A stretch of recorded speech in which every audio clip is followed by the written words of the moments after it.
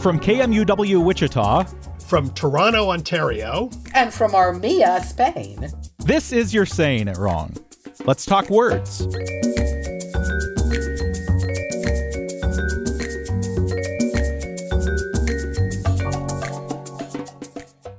Hi, Kathy. Hi, Ross. We're going to jump back into our pet peeve extravaganza that we started last week, except that breaking news. I don't know. We got a letter that was interesting that we wanted to talk about first. So we're breaking from pet Peeve-a-Palooza. Whatever. What? I don't know. Palooza.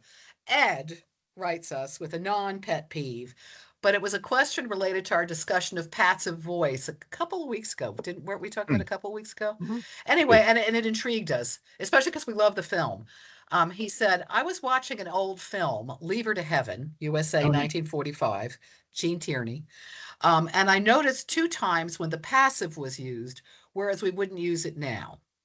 One character said, after I was graduated from university, and later another said, Danny was drowned last year. Does the first one imply that it's the university that graduates a person, not the person himself, as in I graduated? But that doesn't work for the second one. It would imply that someone drowned Danny. Well, she kind of did, actually. Mm-hmm. Anyway. That's what I always thought. When we got the letter, I almost wrote back and said, she sort of did. I agree with you, Kat. She was in the boat. Touch him, but she made him die. Yeah. Yeah, she was in the boat. She had the oar. Come on. Anyway. When did this pattern change to active voice? I don't think anyone today would use this construction. Ed. Thank you, Ed, for letting us talk about the film, too. Yeah, for sure. One thing that really hits me, not to be technical here, but it's kind of passive, but it's really transitive, intransitive. We've talked about that before. Transitive verbs are, I think I was criticized for saying, he hit someone, because I was like, why are you talking about hit? But he hit Fletcher. Hit is a transitive verb. Mm-hmm. Fletcher slept is intransitive. The sleeping, he's not doing anything. The sleeping is just happening. And in the graduated, it looks like it's passive, but it's actually really technically transitive, intransitive is the first thing I want to say. Because the drowned, when Danny, when I was graduated, the graduated, if you look it up in the OED, it can be used like that. And it was used a long time ago, but it no longer is. And the same with drowned. They both were used in an intransitive sense, but now they're pretty much transitive. In other words, so it's kind of something more specific to those words rather than being a passive construction. Mm-hmm. He was drowned doesn't mean that someone drowned him. Well, could, depending on the rest of the sentence. But in the intransitive sense, I'm saying you're right. But in that sense, he was drowned basically just means he drowned. Yeah, it's an intransitive verb, no object, but there's still the drowning happening. Catherine, you couldn't have put it better, and I think you could go with little Danny on his boat and explain grammatically why you're not doing anything to him. Although, interestingly enough, I have seen both of those phrases, or both of those was graduated and was drowned. It occurs to me, I have seen them in books and stuff. I'm sure they're older books that I'm reading. Mm-hmm. But they do not look that odd to me, interestingly enough. I mean, was graduated seems like something I've run across, and I have a feeling I've seen it in British stuff, but I could be wrong. I think I had the same thought you did. I was thinking in British stuff, I think I've seen it, actually. Yeah. And there is one use that we found of drowned that act in an intransitive sense that actually today we could all use and instantly understand. He was drowned when trying to save Danny. Yeah, you'd understand that nobody did that to him. Yeah, I think that would work to me. Kath, what do you think? Do it again. Okay, he was drowned when trying to save Danny, who was swimming to the lake. Yeah, actually, that seems, because it's oddly enough, there's something slightly different that he drowned. It's a step removed. I don't know how to explain it, but it's I think it works. I think so too. But somehow it's a step removed. He was drowned. It's like it's a descriptive as opposed to like an active, I guess, for me. Yeah, Yeah, in well, that sense, it becomes since passive, really. Sorry, he was, Fletcher. yeah, I guess so. I mean, with that sentence, obviously we have the extra information that tips us off that it was a dangerous situation and there wasn't somebody just holding his head under the water. But if I just read, I mean, these days, if I read he was drowned in the lake, I would absolutely assume Definitely. somebody did it to him. I agree with you. Yeah. I agree Yeah. with you. Such as Gene Tierney. So, Yeah, okay, I for agree. example. Although I have a real confession to make. That Danny was really annoying. I mean, I don't I think felt the obviously. same way. I mean, I don't think he should have drowned, but you know, No. honestly, I was like kind of on her side because he was always like, "Look Well, I at think he me, could look have- what I'm doing." You're like, I mean, I think they could have had some sort of modulating thing. I think. I mean, I'm not, obviously I don't think he should have died either, but there could have been some sort of like, we have 2 weeks to ourselves, then, whatever. I thought, I don't know. Then the kid comes or something. I agree with you. I hated that child. Sorry. The show was really fun, but it was really silly too. With did you love her in the moon? Summer? Did you love her in the winter? The book is good too. The book is great. I love the book. Have you read the book, Fletcher? I've not read the book. Read it. It's really fun. I wonder if they was drowned in the book. Now I'm curious. I'll check. I have it somewhere. I've looked for it. Do you? Yeah, check. Yeah, that. I do. I'm going to check. I have one more question while we're on this. I'm sorry. This is not about transitive, intransitive. That was graduated from university.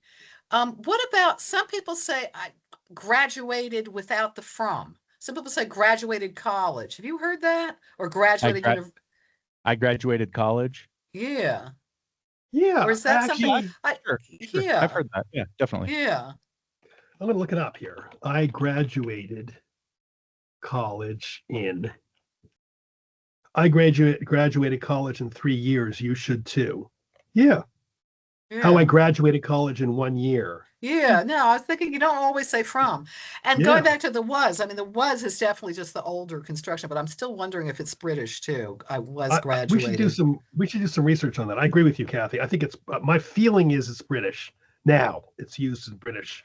Next peeve. Now, go, Kath. This is actually the beginning of a pet peeve-o-rama. I wanted you to say that. I knew you were going to say it. Great. Okay. Okay. It started with Monica. Okay, Monica wrote, I have many grammar pet peeves, as I suspect most of your listeners do. Boy, do they. But what bothers me the most these days is a recent development and my observation of the misuse, overuse of the phrases kind of and sort of. My concern is the potential negative social impact of this phrase. Worse yet, I've even caught myself misusing these phrases lately.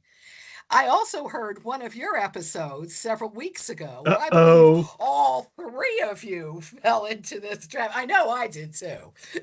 More than once. Here's my concern. Many people, and especially journalists, Fletcher, are now using kind of sort of to soften a truth, hence weakening the assertion of the speaker.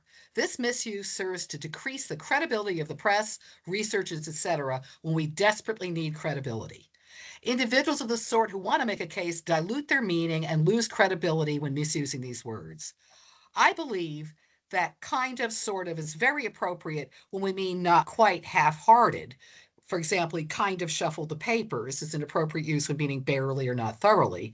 However, it's an absolute misuse when we say she kind of went to the meeting. In this instance, we have not fully owned the truth that she went to the meeting, period. We also got another one. Actually, we've got a couple. This was a popular thing from Jim, who wrote to us, and he said, we've talked about fillers, with Ross especially taking the stand. He got Ross on the like, sort of, and kind of. But adding, along with most experts, thank you, go on. That he says that people say that they're placeholders like or. He says, much like Monica, I want to promote the concept that the filler hypothesis is wrong, and therefore we have very passionate listeners. We do. It's all good. of the deductions that follow are also wrong. Please note that I said the hypothesis, not your hypothesis. Then he asked us to listen to a podcast, and he said, she says it was a kind of beautiful room. Said, did she really think the room was only kind of beautiful? I think this is a misunderstanding of what that phrase kind of means in this context. I think there are two uses, and I think there is one use which Monica basically started to do of where I think it does dilute meaning, definitely. But for example, we found sentences like he's sort of very buff. Now, what does that mean? That would mean he could be very buff in particular ways. Okay. He's sort of very buff. Or he's very sort of buff too. He's very sort of buff. And then the gym what one. What word am I looking for here? Buff. He's very sort of buff. Do you see how? I mean, in this case, it kind of is a filler in that specific case. I think so. And then in the Jim had us listen to a really interesting podcast on bird watching and stuff. And I listened to a few others. And one of them was, I think the person was asked, maybe it wasn't his. I think it was shell collecting podcast I also went into, but said, when did you get interested in conchology, the study of shells? I think it was that. And he said, I was sort of very taken from the first day I went to the beach in wherever. And again, I was sort of very taken I think in both cases, they're not diminishing the taken at all. I think they mean. Also, I want to back up. I said it's kind of a filler earlier. So I am also doing that. In fact, people who are bothered by this will yell, I'm sure, at their speakers every time I open my mouth, because I do this sort of thing all the time. I do too. But sort of thing. Well, I mean, a thing along these lines, right? This sort of thing. But when he said I was sort of very taken, he's saying I was very taken in a way.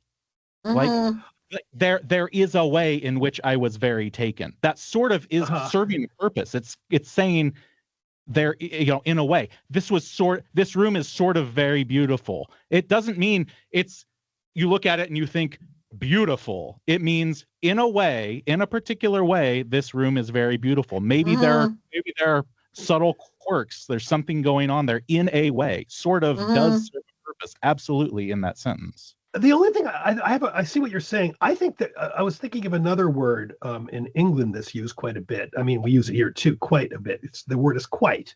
I use quite a lot. I do too, and quite. And I think there is a sort of the one thing about. So I'm just about to say it, sort of again. Fine, There is a type of slight self-deprecation that the Brits have quite a bit of, and I think sort of to some degree fulfills that role as well. And then quite in that sense can mean two completely different things. The two situations are quite different. I don't quite know what to say. I don't quite know what to say there means not quite. To me also. And then the other one, it means completely. Right? True. I'm agreeing with you. Yeah. Yeah. Go on, Kath. I'm sorry. I was going to say, no, I started cutting you off. I apologize because I didn't want to lose it. I think also, though, apropos of that, or sort of apropos of that, I find a lot of times I use kind of or sort of as a real filler in terms of a thought process moment. And you just use sort of, just hold up, stop 1 second. You just use sort of. I didn't even realize it, did I? And that sort of was interesting, though. I'm trying to interrupt you, Kathy, but and that sort of appropriate. You were basically there. You were hedging it. Yeah. You weren't sure it was appropriate, or you weren't sure it was completely appropriate. Sort of a la what Fletcher was just saying. I'm just saying it's interesting. Go on, though. There are distinct moments for them. Yes. I think sometimes they are mere fillers. I think other times they are softeners. I think other times they are like what Fletcher was talking. Because I think I use it when I'm thinking of it right now as I'm in the middle of thinking of it, and I'm trying to find the right words, and I'm kind of not right. Some kind of buff. Buff might not be the word I wanted, but right now I'm going to use that in the, because I want to finish my sentence. Do you know what I mean? Yes, exactly. What I do think is weird is the sentence that Monica gave us, which I don't hear people say.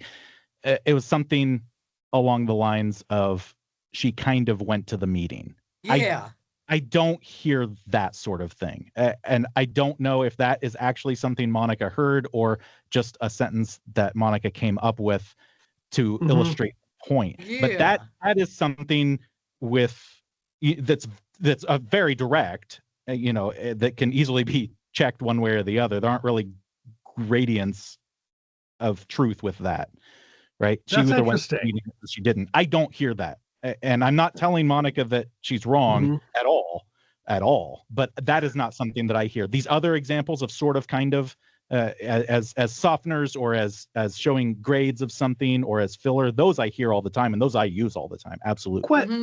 Question, Fletcher. This is from the state, Columbia, South Carolina. Someone sent this in to us, newspaper. The mayor, this is a quote, the mayor from the article, the mayor used to always kind of say. Well, maybe he didn't maybe this is not a direct quote. Whatever the mayor is going. That to me, that's what I read it like. He was alluding to something. He used to always kind of say that dogs were not as good as cats. Yeah. I mean, I don't have a direct quote, right? Yeah. Some linguist says this sort of is what he calls a deep precision device. The speaker is saying, don't think of this as being overly accurate, which I think you're saying. That's what you're saying. Maybe not necessarily a level of accuracy, or maybe it's not telling you not to think of this as accurate, but it's more like telling you that it is referring to a specific aspect rather than the entire thing. Again, we can talk about the room is kind of beautiful, right? It's beautiful in a kind of way. Although I still think, at least sometimes, I do think it's also used a la the British quite, where it serves as a sort of self-deprecating kind of, I'm quite happy. And or it's a signal of lack of precision to me also. That you're giving an impression of something, but you can't really quote me because I don't know the specifics. However, I agree with you. That's what we were talking about with the precision device. But I do think I'm going to go back to, like, we had a long time ago. We had an editor who was British, and he would throw in quites everywhere, and the quites had all sorts of different purposes and meanings. And I find myself, we were caught saying sort of and kind of. And I find myself using it as a sort of, in this case, I'm using sort of deliberately, but as a sort of not deep precision, but of a slightly, I'm kind of good at that, I might say. And I'm kind of good at, doesn't mean I really don't think I'm good at it, but that seems boastful. So I'll say I'm kind of good. That's a minimizing thing then. I think I will use it that way. And I do wonder, do any of us use it as a filler? Can we think of any examples? Very little, except what Kathy was talking about earlier, when you're searching for the right word. But also, I think that it also does indicate that the word you're about to use is not necessarily the precise word that you wish you could find in your head right now. So it's not only filler. It is filler, but it's not only filler in that case. Yeah, I mean, for me, filler is much more the ums and the what's, those. Yes. That's, which I use so much. But, or I'm a liker. I mean, I'm not going to deny it. But to me, the sort ofs and kind ofs have a job when I use them. Yeah, I think you're right, actually. But I think we've outlined here that there are a lot of different ways kind of and sort of can be used. And I personally think it's a misunderstanding to dismiss it as changing the meaning of your sentence. In fact, I think it's sometimes making your sentence closer to what you are trying to express. And again, a good part of this is I don't hear people say sort of and kind of, and maybe other people do, but I don't hear people say sort of and kind of when they're just stating something that is plainly factual. You wouldn't A say, la Monica's meeting yeah, sentence. you wouldn't say 2 + 2 is kind of 5 or kind of 4. Although I it's might, definitely and not in five. that sense, you're right, Fletcher. I might say, Fletcher, I'm kind of mad at you today. I'm kind of Yeah, angry with you today. And that's right. like a slightly minimizing, it's a slightly, That's politer way of saying I'm angry at you because you're offering you an out with the anger, I think, in a weird way. not the same thing. Again, not the same thing, No. Yeah. He kind of went to the store to buy groceries. Well, frankly, I just That don't I hear don't people say get. that. I don't get Yeah. that. It's That I just don't not, understand. But well, I don't wasn't hear there, it, right? didn't Jim have an example of that? Wasn't that one of the Jim? No, she said kind of a beautiful room. No, Mm-mm. kind of beautiful room, which is different. Well, we could link the kind of went to the store with last week's quantum discussion. Places at the same time, and you're then hedging what did you go to the store or not, or Schrodinger's That's an cat. interesting point. I was going to say the cat's dead. No, it's I not. quickly threw in quantum. Yes. I want to just throw in that this has been, for all of the people who wrote and thought this was a fairly new problem. No, this has been an issue for a long, long time. The whole idea of kind of sort of, and I have Ambrose Bierce, who complained in 1909. I always loved Ambrose Bierce. That kind of followed by an adjective, as in kind of good, is almost too gross for censure. It's like, whoa, don't mince any words there, kind of Ambrose. He never did. But then again, No, he disappeared in Mexico. Who knows what happened to him? So maybe he kind of disappeared, or did he disappear? We'll talk about it. Was he with, what's his face? Who was it? The other guy in Mexico? The desert? No. There's nothing wrong with kind of good. There's nothing wrong with that. I mean, it's something it's not an on-off switch. It's not either good or not good. There, I eat something and there's a strange taste to it, but I like it in a way. I kind of like it. Yeah. Kind of good. It's kind of good. There's nothing wrong with that. No, you're basically diminishing the good slightly, but you're still saying it's good. I agree. I want to throw in a question for you guys because I did not see this. I saw something in one of the articles I was looking at that said, what is the difference between sort of and kind of? And it said kind of implies a closeness and sort of implies distancing. Yeah, I saw that. I think that's bull. Do you think that this? I was ridiculous. Like, what the hell? No, now we're getting like way too analytical on this one. And I'm not going to say that's sort of dumb. I think it's dumb. That distinction. Ambrose Bierce would like you right now. Okay, our last pet peeve, or actually it's a trifecta pet peeve of the day. Ooh. Kath, do you want to read this fluently and mellifluously as you do? Would you like me to? Well, you're so mellifluous, yes. Kinda. Okay, I have 3 pet peeves, which are probably not very common. Who wrote this to us? I don't have a name on here right now. We have to find the name. Find the name, Ross. Number 1, Calvary. Oh, yes. I love this. I'm a Catholic priest and a Civil War nerd. So I listen to a lot of... I want to say this was Tom from Indiana. Just to, okay, thank you. Thank you, Fletcher. And thank you, Tom, right. who is a Catholic priest and a Civil War nerd. So I listen to a lot of Civil War podcasts, and it's shocking to hear so many people who are deep into the Civil War mispronounce the word cavalry as Calvary. Cavalry comes from a Latin word for horse, cabalus, and Calvary comes from the Latin for skull, Calvaria, and refers to the hill on which Christ was crucified, Golgotha, meaning the place of the skull, presumably because that's what the hill looked like. I've gotten so accustomed to talking at my phone and verbally correcting podcasters. I love this when they refer to Jeb Stewart's Calvary by saying cavalry out loud. That now when the word Calvary comes up in a scripture reading during Mass, my inner podcast critic wants to shout out, cavalry! This is a really interesting one for me because I remember in Sunday school as a little kid, Amber, my Sunday school teacher, who had a real crush on. Amber. I did. I still have her Bible she gave me. She said, Ross, always be a good boy. And I was like, I treasured it for years. Oh, wow. But anyway, Amber actually, I actually did it. It's I did that years ago. I had that mistake as a little kid, and I actually literally, thought of like Christ on on a horse or something.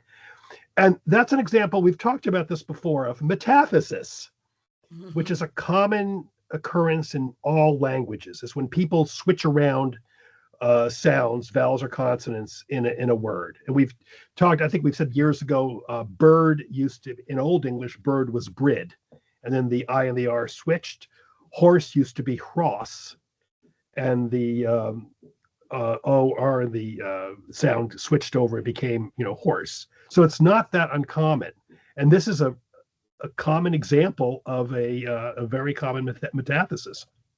I loved one person I saw explained the use, like the easy confusion. They said probably because more people like know about the Bible than have fought on horseback recently. That's interesting. I had it the opposite way, I personally, but what? Do you have examples of personal metatheses? Because I have a bunch I used to do. I did aminal versus animal. Oh. As a little kid. Yeah. I'm trying to think. I can't think of any that I have. I can't think of any. If I have any, I know I do them as an adult, frankly. You know me, Ross. I'm prone to problematic pronunciation. And alliteration. Sorry. Very good, Kat. I do with prerogative. Oh yeah, I think a lot of people do with that one. I say prerogative. Yeah, I say prerogative a lot of times. Yeah. I think everybody says prerogative. That's everybody's metathesis. I know. Good. Do you know anyone who says prerogative? Do you? I do. But I say it quickly enough. I mean, but I say it quickly enough that all those R's are just mushing into each other anyway. It doesn't. Yeah, that's why I just say prerogative and the hell with it. And if you it's more like it's more like P'-rogative, isn't it? Yes, exactly. I like that. That's actually good, Fletcher. And we did one a couple of weeks ago with FOLIAGE. Oh, foliage. Yeah, foliage. Yeah. I do. People say that's really common. I do wrong. Yeah, foliage. Is it foliage? Right? Foliage. No, foliage. It's foliage. Okay, Kathy. Okay. Goodbye. Yeah, I know. And on that note, I gotta run. It's late here in Spain. But I mean, there's like asterisk and asterisks, or Kathy, or even ask and axe for that matter. Yeah, Kathy did. You do. Remember that time you did asterisks for like 10 minutes in New York? Yeah. Do you remember that? No. You were trying to spell. You were really tired. You're trying to spell asterisk. You go. It just is not coming up on the computer. I'm so humiliated. I know, it's funny too because you're great. I mean, I'm a terrible speller. Kathy, I'm a good speller. You're a very good speller. Actually, Fletcher, one day we should have a spell off, you and I, and see That's a great idea. Yeah. You'll defeat me. I have no doubt. I don't know. You guys are both really good. I have to say. You scare me, Fletcher. But you give me a pit in my stomach. Oh. This is another one that Tom from Indiana wrote about in his trifecta. He said, "We used to get a feeling in the pit of the stomach. Now we get a pit in the stomach." What's a pit in the stomach? I actually didn't realize this. I didn't know it used to be a feeling in the pit of the stomach. I've always only heard I have a pit in my stomach. I think it's a case like, I think it was a week ago, the last episode, we had bringing in the sheaves, and we were very vague on what sheaves were. And I think what happens with idioms is we don't really, we know the meaning of the idiom. We don't really think about what the idiom means. And we had talked years ago about what do you call it? A bunch of idioms that were that have been changed in because there is no pit in the stomach, or there is, I don't know. And we didn't have a pit. I was imagined like I had eaten an entire apricot or something, and I had it in there, and it feels like there's a rock in my stomach, basically.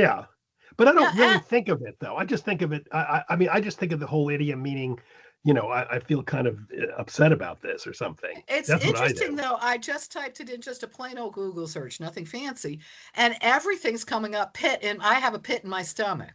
Yeah. Yeah, that's what And people even say. the AI example says a pit in the stomach refers to the feeling of unease, blah, blah, blah, occurs in the upper abdomen. Yeah. And everything is about a pit. What does it mean to have a pit in your stomach? What is the pit of a stomach? Nothing is saying the feeling in the pit of your stomach. No, I'm looking at it too, Kathy. I'm looking at Michigan Public Radio, which we should take as an authoritative source, and they're saying the same thing. Yeah. Nothing. That's the phrase, but that's the phrase now. That's why it has changed. Yeah. Oh, now there's also not in the pit of your stomach. And not in the pit. Oh gosh. It's like, okay, calm down, everybody. Maybe that's a bridge. Yeah. People say now, like, the proof is in the pudding, and that's not what the phrase used to be. It isn't. But honestly, aside from people who do know what the phrase used to be and like to hold on to things like that, what's the difference? You're saying the same thing either way. Yeah, I agree.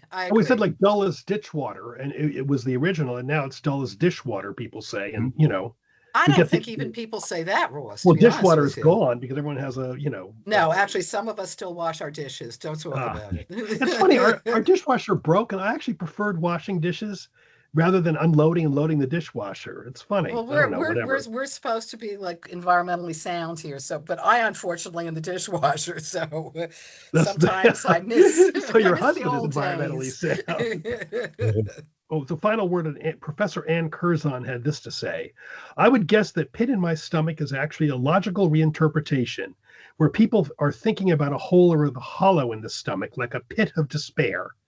And that's what this feeling is, this empty pit in your stomach." That's what she says. Okay. Seems pretty good. Okay.